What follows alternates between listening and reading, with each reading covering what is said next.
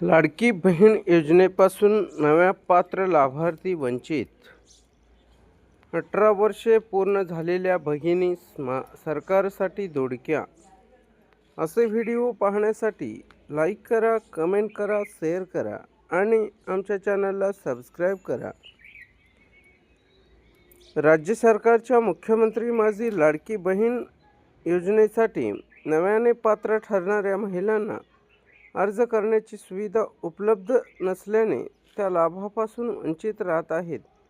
दुसरीकडे लाभार्थी यादीतून वयोमर्यादा संपलेल्या व मृत महिलांची नावे कमी करण्याची व्यवस्था नसल्याने काही ठिकाणी अशा लाभार्थीच्या खात्यामध्ये अजूनही लाभाची रक्कम जमा होत असल्याची बाब पुढे येत आहे.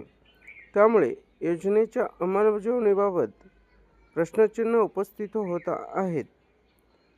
राज्य शासनाने विधानसभा निवडणुकीच्या तोंडावर महिलांची मते मिळावीत यासाठी महिलांच्या आर्थिक सक्षमीकरणाचे कारण पुढे करून मुख्यमंत्री माझी लाडकी बहीण योजना सुरू केली. या योजनेअंतर्गत 18 ते 60 वयोगटातील आणि वार्षिक उत्पन्न 2.5 लाख रुपयापेक्षा कमी असलेल्या महिलांना दरमहा 1500 रुपयाची आर्थिक मदत देण्यात येते.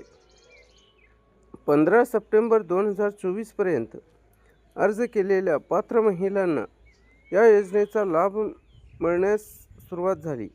मात्र त्यानंतर गेल्या एका वर्षात 18 वर्षे पूर्ण झालेल्या अनेक तरुणी योजनेसाठी पात्र ठरत असूनही त्यांना अर्ज करता येत नसल्याची तक्रार आहे. नवीन अर्ज स्वीकारण्यासाठी संकेतस्थळावर सुविधा उपलब्ध नसल्याने पात्र महिलांना योजनेपासून दूर राहावे लागत आहे. शासनाने यासाठी कोणतीही व्यवस्था केली नसल्याने नव्या लाभार्थी महिलांमध्ये नाराजी वाढत आहे. योजनेच्या सुरुवातीच्या टप्प्यात मोठ्या प्रमाणावर महिलांनी अर्ज केले होते. त्यानंतर नियम व अटीमध्ये वेळोवेळी बदल करण्यात आल्याने अनेक अर्ज अपात्र ठरले. काही महिलांच्या मते सर्व निकष पूर्ण करूनही त्यांना लाभ मिळालेला नाही. त्यामुळे पात्रता पडताळणी प्रक्रियेबाबतही प्रश्न उपस्थित होत आहेत. याशिवाय लाभार्थी यादीतून मृत महिलांची नावे वगळण्याची यंत्रणा नसल्याने काही ठिकाणी मृत लाभार्थीच्या खात्यामध्ये लाभाची रक्कम जमा होत असल्याची चर्चा आहे. यामुळे शासनाच्या निधीच्या वापराबाबतही प्रश्न उपस्थित होत आहेत. महिलांना वेळेवर हप्ते मिळत नसल्याच्या तक्रारी देखील पुढे येत आहेत.